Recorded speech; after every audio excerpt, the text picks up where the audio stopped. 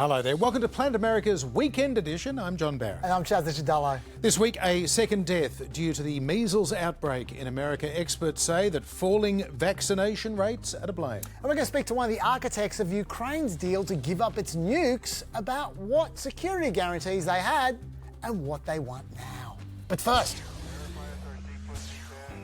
This week, President Trump vowed to push ahead with threatened tariffs against two of America's nearest neighbours, Canada and Mexico, as well as increasing tariffs on China, and a sweeping regime of reciprocal tariffs against all nations. This system is not fair to the United States and never was, and so on April 2nd, I wanted to make it April 1st, but I didn't want to be accused of April Fool's Day. April 2nd, reciprocal tariffs kick in, and whatever they tariff us, other countries, we will tariff them. That's reciprocal, back and forth.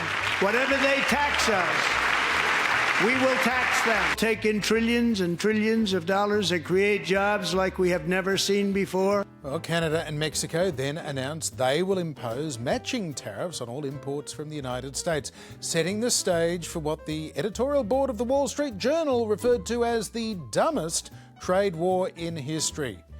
Outgoing Canadian Prime Minister Justin Trudeau has promised government support for Canadian workers and industries who'll suffer as a result, but he's clearly frustrated at the futility of the whole exercise. It's not in my habit to agree with the Wall Street Journal.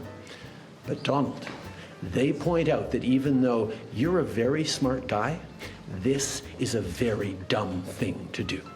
Then, within 24 hours, President Trump bowed to pressure from the American auto industry to pause the 25% tariff on cars and auto parts coming from Canada and Mexico for 1 month. That gave other industries hopes of carve-outs and exemptions, including the agriculture sector, which is hoping for a waiver on things like Canadian potash, which is a key ingredient in fertiliser, and it threatened to spike America's domestic produce prices.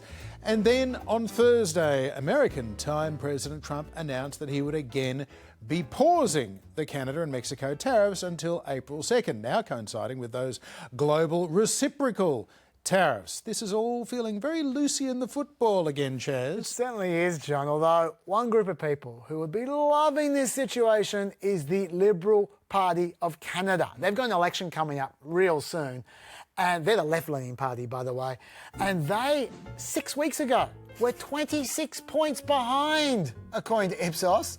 Last week, they took the lead, all thanks to Trump's threats, beating their chest, go Canada.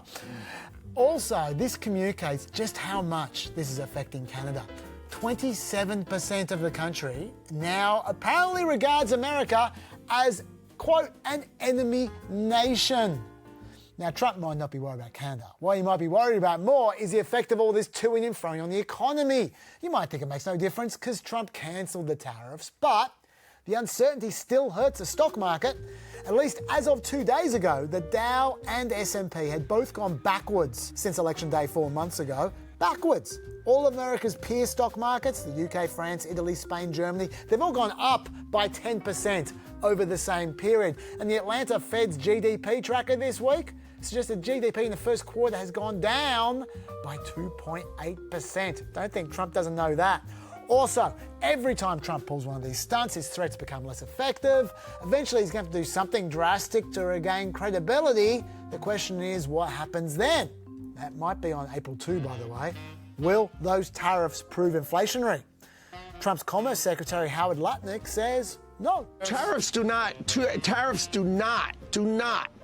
create inflation.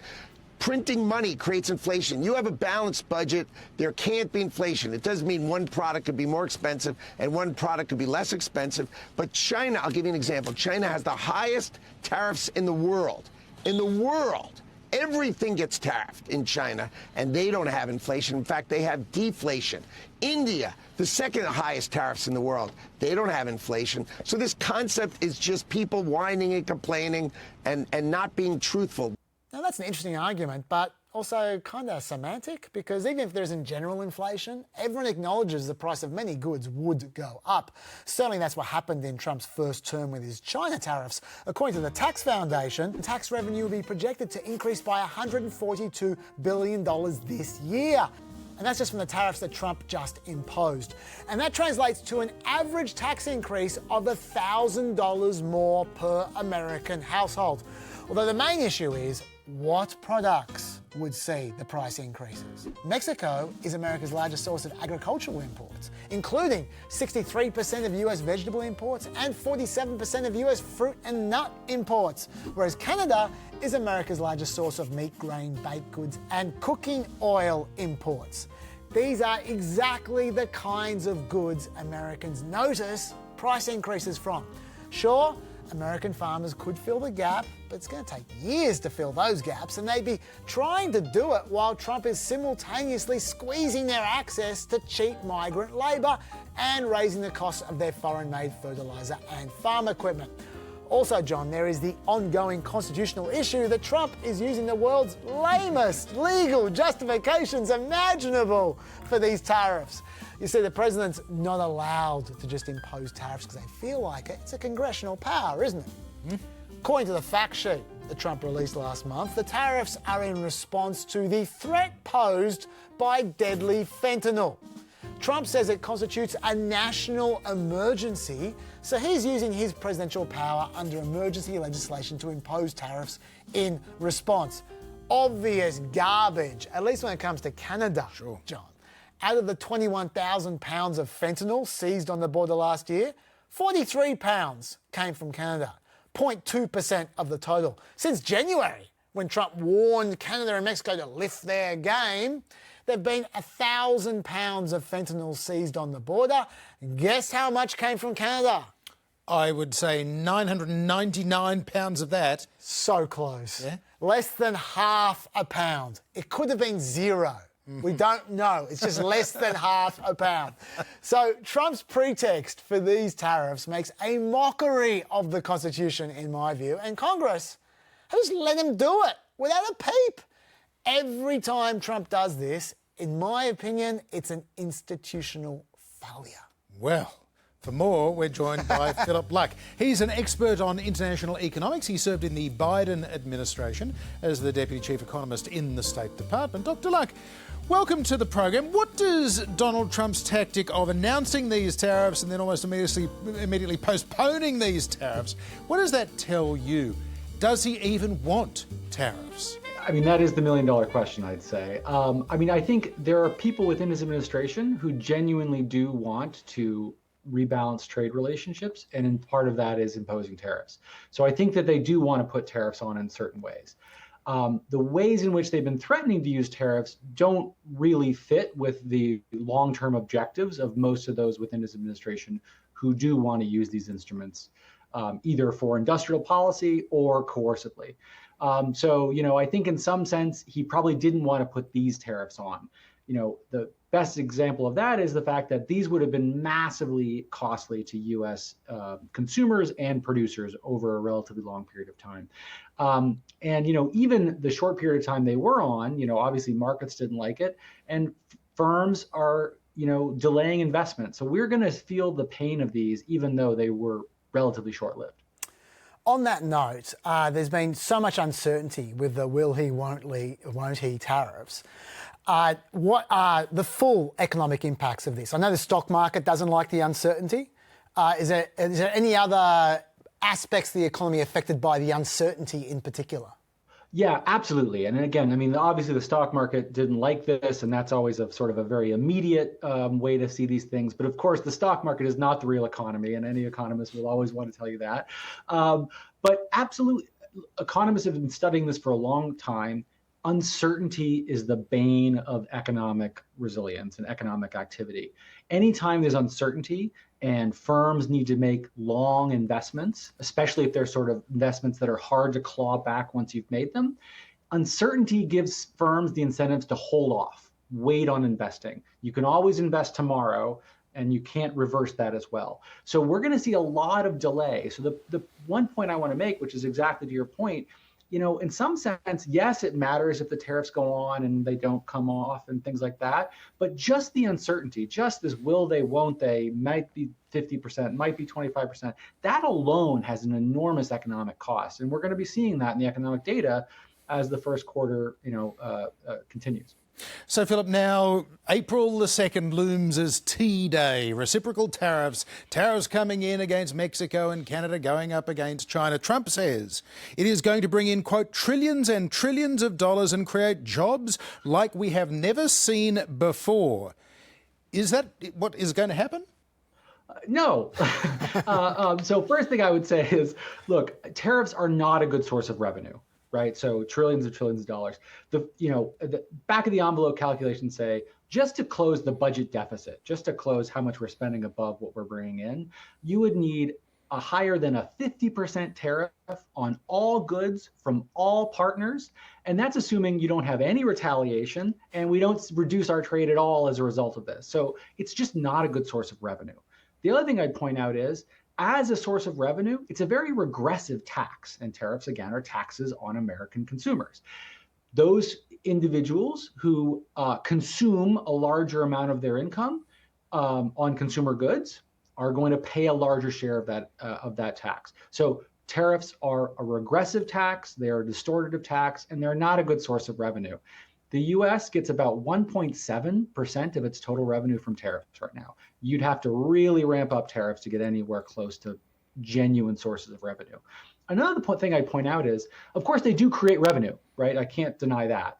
But in the first Trump trade war in 2018, 92% of every dollar we brought in, so 90 cents on the dollar, we paid right back out to farmers to bail them out because of retaliation from the PRC, but not buying as many U.S. agricultural goods. So even if you bring money in, you're going to put it back out because these are so distortive. So no. Let's leave aside the revenue aspect for a second. What's wrong with the theory, if they put high tariffs on us, we put high tariffs on them? Couldn't that lead to low tariffs all round? Yeah, so I mean, that's one of those that sounds good in principle, but then the devil's in the details. So the idea of a reciprocal tariff basically being, well, India, you've got a 50% tariff on, Harley Davidson, so we're going to put a 50% tariff on, Indian motorbikes. That sounds good in principle. It doesn't work very well. So the first thing is, the reason we have what's called most favored nation status tariffs, meaning that I charge whatever lowest tariff I have on any one of my most favored nations.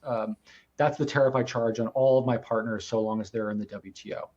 One of the great things about that is I don't have to care that much about where a good comes from across all those partners because it's the same tariff rate.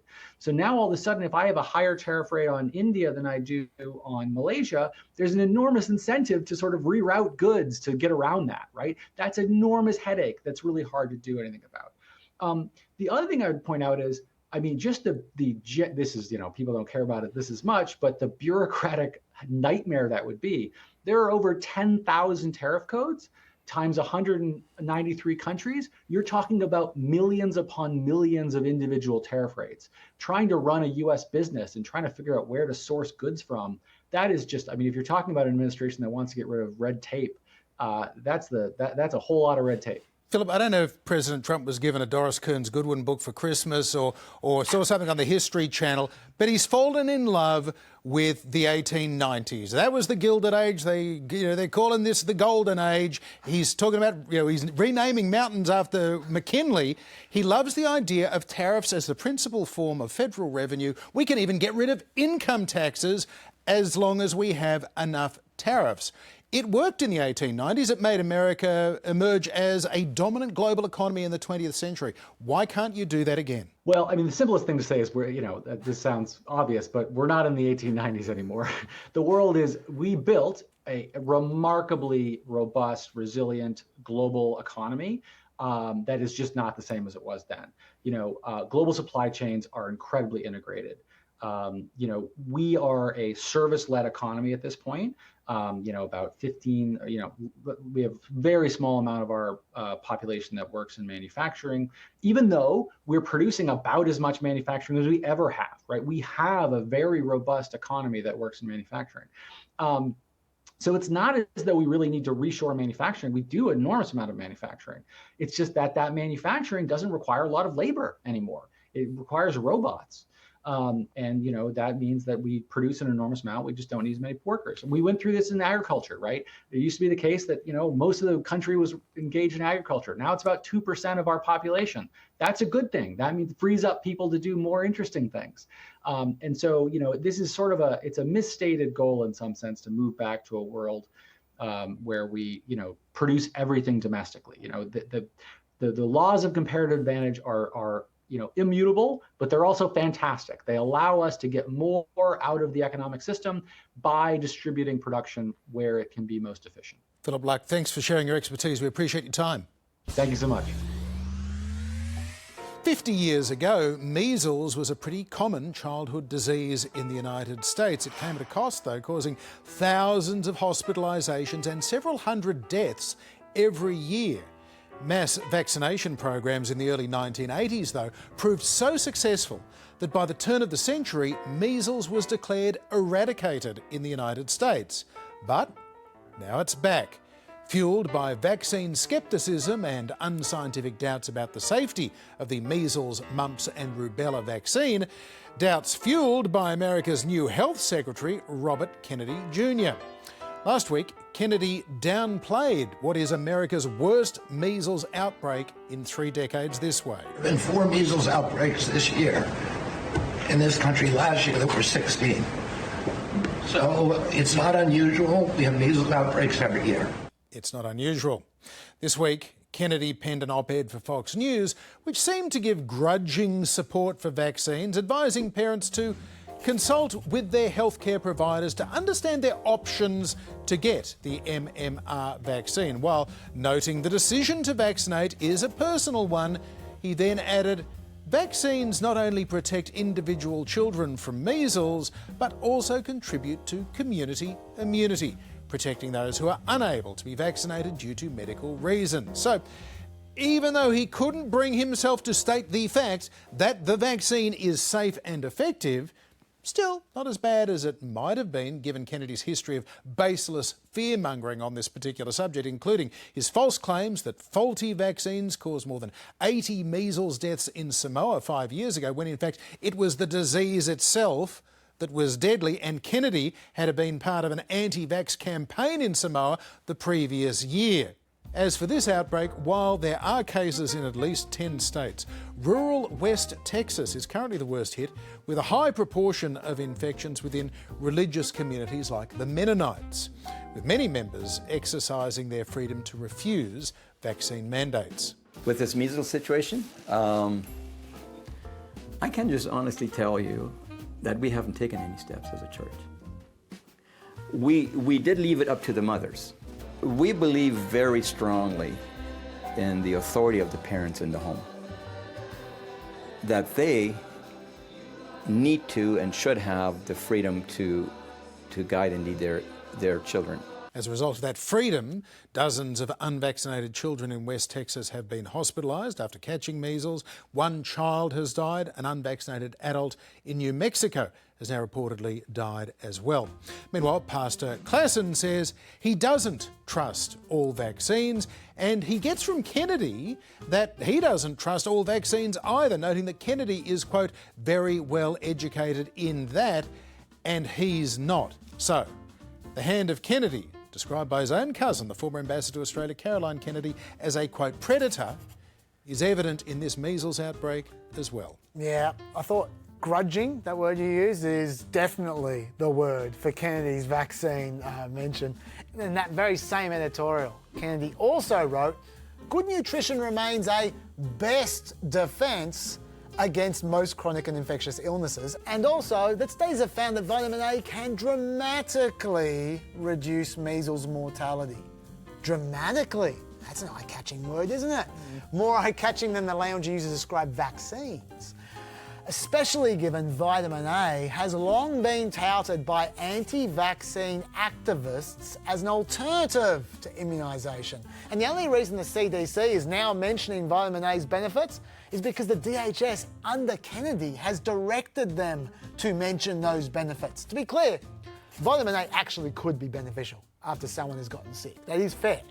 But it's no replacement for a vaccine.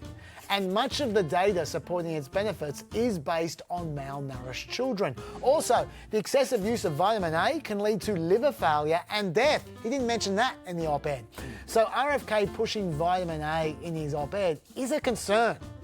As far as this particular outbreak goes, 159 cases have now been identified, with 22 patients being hospitalised, but it actually might be much worse than that, because health officials suspect that there could be between 300 and 500 people infected who haven't been tested. And yes, it is probably related to vaccination rates. Gaines County has one of the highest vaccine exemption rates in the state at 18%. Remember, we want it to be below 5% unvaccinated. Don't assume that's for ideological reasons though. West Texas, where this is a remote location. Medical care could be an hour's drive away. So even though many of the cases are indeed from the Mennonite community and there is an interesting ideology there, experts aren't necessarily blaming that ideology. They're saying the community just doesn't go and get regular health care, generally speaking. Also, this isn't the only place that this is an issue. 95% is the rate of vaccination experts like to see in kindergartens, and only 12 states clear that bar. But far more worryingly, 14 states are below 90% vaccination rates for kindergarten kids. These 14 states you're looking at now, I particularly draw your attention to the end of that list. Idaho is sitting below 80% vaccination. Yikes. Remember, about 20% of unvaccinated people who get measles end up hospitalised. Between 1 and 3 of every 1,000 children who get measles end up dying. Also, we should note a number of measles victims do get what they call immune amnesia, which is where your body loses its immune responses to all pathogens. So that's not death, but it's a huge issue in itself. Yeah, it certainly is. There are lots of complications. Joining us from New York, New York is Dr Syra Madad, a leading infectious diseases epidemiologist and New York's Chief Biopreparedness Officer. Dr Madad, welcome to Planet America. To what extent would you say falling vaccination rates are responsible for this measles outbreak? Well, it has everything to do with fallen vaccination rates. If you're looking at where exactly this measles outbreak is happening in Texas, it's happening at a county, Gaines County in particular, which is the epicenter, that has a very low vaccination rate. And when I talk about very low, it's, in the 80% or so. And what we need for measles is at least 95% to get to that herd immunity. So as you can see, that significant drop has caused, a fire to light up in Gaines County, where most of the cases that are being reported in this measles outbreak are among those that are unvaccinated, which is very concerning. Doctor, we know of 159 cases of measles, at least in the West Texas region. But how many extra instances would you suspect there might be of untested or undiagnosed measles cases, potentially spreading the disease through the community? Given the fact that measles is a highly infectious, highly contagious disease, where one person who is infected can spread this virus to anywhere from 16 to 18 unvaccinated individuals, there's probably lots of undetected measles cases in the community. Hard to say exactly how many, but given the fact that this is a highly infectious disease, and some people may not actually even seek healthcare services, which means they're not maybe getting tested or going to the level of requiring hospital level care. And so there's likely, other cases happening in the community that we just don't know about. And this is where it's just really important that if you've been exposed to somebody who has measles, or that you become symptomatic, even if you don't require hospital level care, that you take precaution and that you're isolating yourself and certainly getting tested, because that's how we're able to know and identify, okay, how big is this outbreak growing, and where exactly is this virus going to, depending on the different communities. But certainly making sure that, you're doing your part in helping contain this epidemic. Now, you talked about that 95% rate of vaccinations being required for herd immunity, and that in these areas we're talking about it's into the low 80%. Does that mean in parts of America where they still have that plus 95% vaccination rate that basically Americans are safe?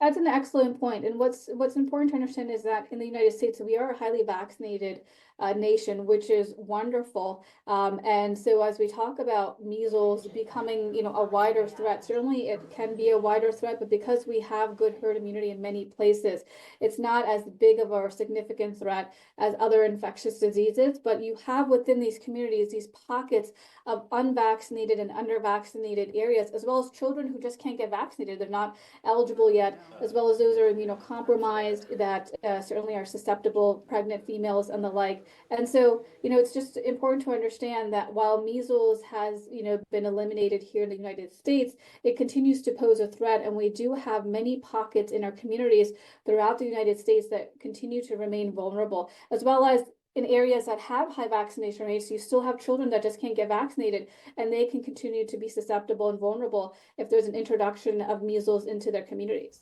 Does the RFK's boosting of vitamin A as a potential treatment for measles bother you? I mean, he argues that science says it can help treat symptoms. So what do you say?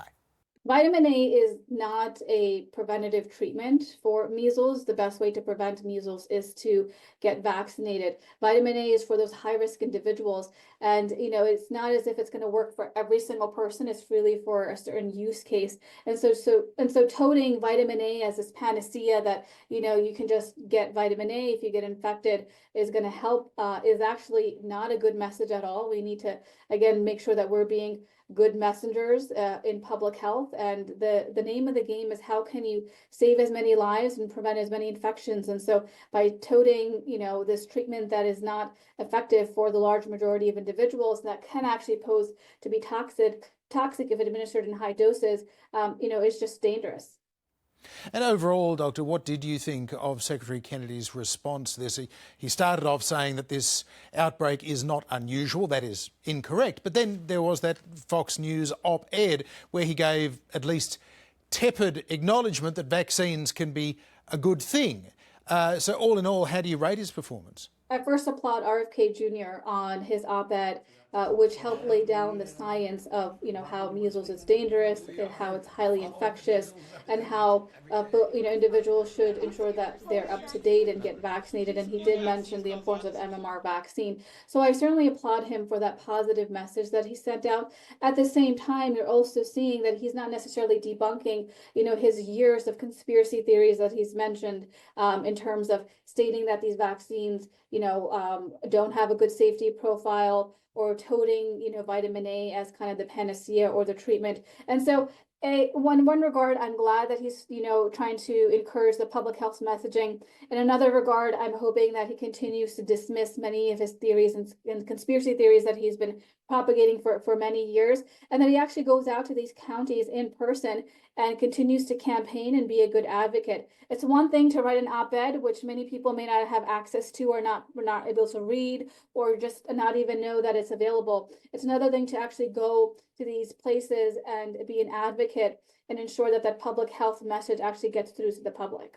And Doctor, how do you respond to people who say, look, 50 years ago, everyone had measles. This isn't a big deal? Well, I think what's really important is that what we're seeing is public health success at its best when you don't see cases of measles. That's because public health is working, and we've put in good policies in place, and we've been able to educate the public and ensure that they understand the importance of vaccination.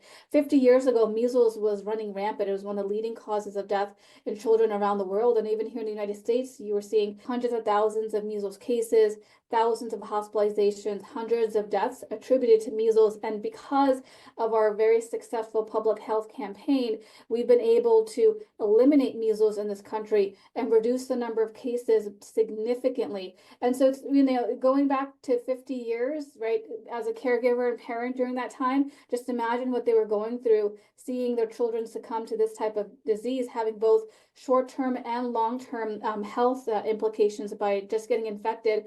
And now, fast forward 50 years from now, when we have these safe and effective vaccines, and we've been able to really do so much in terms of lowering the number of cases and hospitalization, we're in a completely different ballgame, and it's because of the vaccines that we've been able to achieve that. So it's really important to understand where we've come from, what impact that this disease has had on our communities before, and how we have been able to contain it and eliminate measles endemically here in the United States because of these safe and effective vaccines.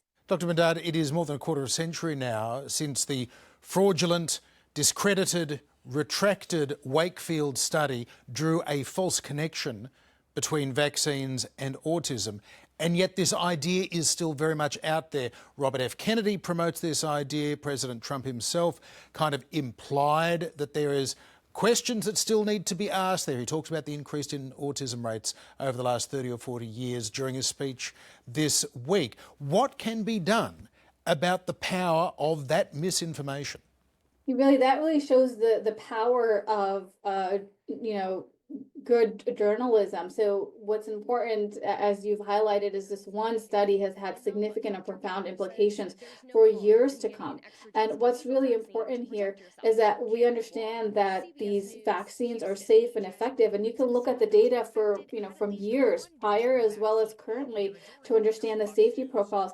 I think what concerns me the most is when, you're stating that, there is this high rate of, autism, which we know that there is, but it's not linked to vaccines. It's linked to other known areas like a woman's age during pregnancy and many other factors. And so what he's highlighting is not anything new. The public health and healthcare and medical community have known that, we are seeing, increasing rates of autism, and we are understanding some of the causes of it and exploring those and researching those. And so he's not saying anything new. He's not toting anything in terms of a new intervention or making a new connection here. In fact, he's doing the opposite. He's trying to make a correlation with vaccines that really does not exist, and it's been debunked for years and years and years. And as a public health professional and a healthcare leader, one of the things that concerns me the most is even when you're stating that, well, we're going to just look into the vaccine safety profile just to make sure, that's sowing doubt in a parent and caregiver's mind to think, well, are these vaccines even safe? If you're going to have to open up the case again, for example, and look at the safety profile, then that's putting some doubt in my mind to say, well, then the science is not confirmed, that there is something there that we should look into. And that's not the case at all, because we've had decades and decades of research done to debunk the link between, vaccine and autism. And that's really clear as daylight. And so to kind of make this connection and even say we're going to just go back and look at the safety profile is really sowing doubt. And that doubt, you can think, is this a minor thing? But that doubt is now what's translating into parents and caregivers not getting their children vaccinated, exempting them out from these, vaccines and not staying up to date. So this is a very dangerous game that's being played here. Dr Syra Madad, thank you for being with us on Planet America. My pleasure. Anytime. Our guest on Wednesday night's edition of Planet America on ABC TV was the former United States Ambassador to Ukraine, Steven Pifer. We only had 5 or 6 minutes to air that interview on the show, and there was a lot more to our conversation that we thought we would bring you. We thought you'd find it interesting rather than just posting it online as we usually do when there's leftover bits of interviews. So we thought put it on this weekend broadcast for you to see as well. Ambassador Pifer was very significant. He played an important role during the Clinton administration's negotiations with Ukraine to surrender their nuclear arsenal after the collapse of the old Soviet Union. That was a very, very important deal. When Ukraine gained its independence from the USSR, it suddenly had control of the third largest nuclear arsenal on Earth. After 3 years of negotiations mediated by the Americans under Pifer, Ukraine surrendered their bombs in exchange for the economic support and security assurances from the United States and from Russia as well. But these were assurances, not guarantees. Nothing as seemingly ironclad as the Article 5 protections given to members of NATO, for example. And that is crucial to Ukraine's push now for guarantees from the Americans, guarantees that President Trump is still refusing to give. So here now, more from our interview this week with Ambassador Steven Pifer. Now, America's position is you don't need US security guarantees because Russia's not going to invade again, especially if America has commercial interests in Ukraine.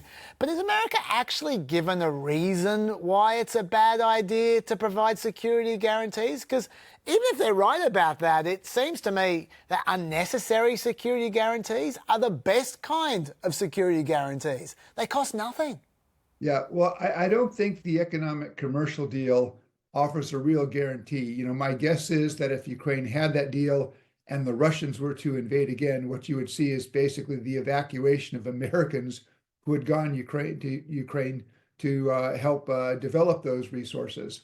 And I think the Ukrainians want something more. Look, I negotiated Ukraine's denuclearization and helped negotiate the Budapest Memorandum back 30 years ago. And I can understand the Ukrainians saying, look, that didn't work. The Russians then told us they would not use force against us. They would not threaten to use force. And they've done that in 2014 and then big time in 2022. So I think it's understandable that the Ukrainians are looking for something more solid so that they don't have to face another war with Russia 2 or 3 years down the road. Ambassador, in your view, has America let Ukraine down? You know, it's interesting. I mean, the Budapest Memorandum did not specifically commit the United States and Britain to go to war against Russia if Russia violated the agreement. But when we were negotiating that language, the Ukrainians said, what will you Americans do if the Russians do violate the agreement? And we said, look, we will take an interest. We will do things. We said, we're not going to, we're telling you now, it will not include American military force. And that's why it was the Budapest Memorandum of Security Assurances, not guarantees, because to American ears, guarantees is what NATO has. It's what Australia, Japan, South Korea have. Now, probably the mistake was we didn't have a conversation 30 years ago about what exactly the United States would do. And that's because we, and I say here, we collectively, Americans and Ukrainians, we didn't foresee in 1993 and 1994 what Putin did in 2014 or in 2022. Had the Ukrainians seen that as a serious possibility, we probably would not have been able to get an agreement, and there would have been a much harder push by the Ukrainians to keep those nuclear weapons. Now, in 2014, I was critical of the Obama administration because I thought they should have done more consistent with what we'd told the Ukrainians 20 years ago. I think the Biden administration, the kind of aid it provided, $100 billion in military and financial assistance, that was exactly what at least I had in mind back in 1993, 1994, though I wish the Biden administration had done more. What's more dangerous for Ukraine, not having US military assistance or Zelensky groveling to Trump, accepting his terms as a fait accompli and looking weak in the middle of a war? I think Zelensky is trying to find a middle ground there where he can do what is necessary to restore the provision of American military assistance without looking like he's groveling. It's a tricky situation for Zelensky that I think sometimes in the White House they may not appreciate.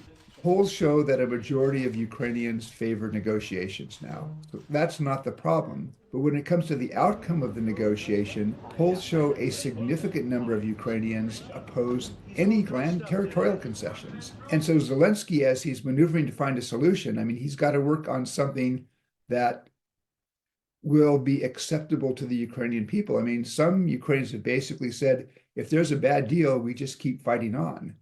So we have to remember that Zelensky also has a domestic constituency, and he's looking for a solution that is acceptable not only to him, but also to the Ukrainian public. Is there in Ukraine a viable alternative to President Zelensky? Donald Trump calls him a dictator. Elon Musk says he should be sent into exile. Increasingly, Americans view him as a thief, not a hero. Is there another option? He's talked about resigning. Who else is there? First of all, the idea that Zelensky is a dictator is just utter nonsense. Zelensky was elected with 75% of the vote. There was supposed to be an election in 2024, but under Ukrainian law, when there is martial law in force, you can't hold elections. And Zelensky declared martial law back in February of 2022, and it has been periodically extended by the Ukrainian parliament. Polls show that like over 60% of the Ukrainian population agree you can't have an election until the war is over. I mean, first of all, 5 million Ukrainians are now living under Russian occupation. How would they be able to vote? So this idea that he's a dictator just because they postponed an election, I think is just nonsense. In terms of alternatives, I mean, there are other political figures there. I still think that Zelensky is probably one of the 2 or 3 most popular. And what you've actually seen in the last 4 or 5 days is not only the Ukrainian public, but other politicians actually come and back Zelensky. I mean, in a way, what's happened since the ambush on Friday in the Oval Office, I think Zelensky's become more popular in Ukraine. There's a determination there to back him now. Ambassador, Trump has said that he isn't being overly sympathetic to Russia. He's just trying to get Russia to the negotiating table in order to make peace. Do you think he has a fair point? Well, I've seen the last 3.5 weeks, and it seems to me that Trump has made concession after concession after concession to the Russians. So on February 12, Trump says Ukraine can't get all of its territory back and it can't join NATO. So before he's even got Russians and Ukrainians to kind of begin the negotiation, he's already conceded 2 big points to the Russian side. Also on February 12, he has a phone conversation with Putin, and then he breaks with Western leaders who've imposed a boycott on meeting with Putin. And so Trump says, well, I'm going to meet with Putin. The next day, he says, well, we should bring Putin back into the G7, make it the G8 again. My guess is if he held that vote, he would lose 6-1 among the G7. A week ago in New York at the United Nations, there was a Ukrainian and European drafted resolution on a just and lasting peace in Ukraine. And the United States joined with Russia, North Korea, and Iran to vote against that because it named Russia as the aggressor. We saw the press reports a couple of days ago that said Cyber Command has been told to cease cyber operations against Russia. So it seems to me there's a bunch of concessions being made to Russia, and I don't see a single thing that the United States has received in return. And this, to my mind, I mean, I spent a couple of years in Moscow and probably spent close to half of my career working on relations with the Soviet Union and Russia and Ukraine. This is not the way to deal with Moscow. I mean, Vladimir Putin basically sees this, he sees weakness, and he just sits back and says, I'm going to get more concessions. If you look at the parties, Zelensky has shown some flexibility. He said, for example, he was prepared not to use military force to recover territory. I think he was opening up then some space for a compromise on territory that will be very painful for Zelensky and Ukrainians. Putin, on the other hand, has just simply said, I will negotiate on my terms, on my terms, my terms. Putin terms mean capitulation by Ukraine. And what we haven't seen is President Trump mobilize leverage to push Putin to be more accommodating in the negotiation. And you could do that by tightening sanctions. He could go to the G7 and say, let's agree that we're going to seize the $300 billion in Russian frozen central bank assets and make them available to Ukraine. He could ask for more money from the Congress for military assistance to Ukraine. He could have done things that would confront Putin with the fact that if Putin does not become serious about a negotiation, Putin is going to see rising military and economic costs if this war continues. And so I look at that and I say, I don't understand this negotiating approach, but it does seem to me that he's pursuing a very wrong approach in terms of achieving what he says he wants to achieve with Russia. Obviously, Ambassador, there are clearly lots of theories and quite a few suspicions, but do you personally have a view as to what is going on between Donald Trump and Vladimir Putin? Well, I think a lot of it is personal. I believe Trump dislikes Zelensky in part because he holds Zelensky, who was the target of his extortion attempt back in his first term, he holds Zelensky responsible in part for his first impeachment. With Trump, it's hard to figure out this affinity that Trump has for Putin. If you go back and look over the last 10, 11 years, you will find a very difficult time locating any point where Trump has criticized Putin or a Putin action. And I don't get it. Now, the one plausible geopolitical theory that I've heard, and Secretary Rubio has mentioned it a couple of times, is that if the United States sort of throws Ukraine under the bus, maybe takes a step back from Europe, we could cultivate Putin, and then we could peel Putin away from President Xi of China. If that's what's driving this strategy, they fundamentally misunderstand the relationship between Putin and Xi, and they misunderstand how dependent Russia has become on China. Vladimir Putin is not going to throw over Xi to place a bet on an unpredictable Donald Trump who's not going to be in office in 4 years. I mean, if that's the strategy, it's wrong-headed, and the likely result is going to be 3 or 4 years down the road, the United States facing a tandem of Russia and China together, and we're going to find ourselves with many fewer friends and partners. Ambassador Steven Pifer, thanks for being with us on Planet America. Okay, take care now. And that is all for this weekend edition of Planet America. We'll be back next Wednesday night on ABC TV at around 9:40 p.m. and anytime you like from 9 on ABC iView, YouTube and Facebook. And we'll be back here next Friday on ABC News at 8 p.m. See you then. Bye.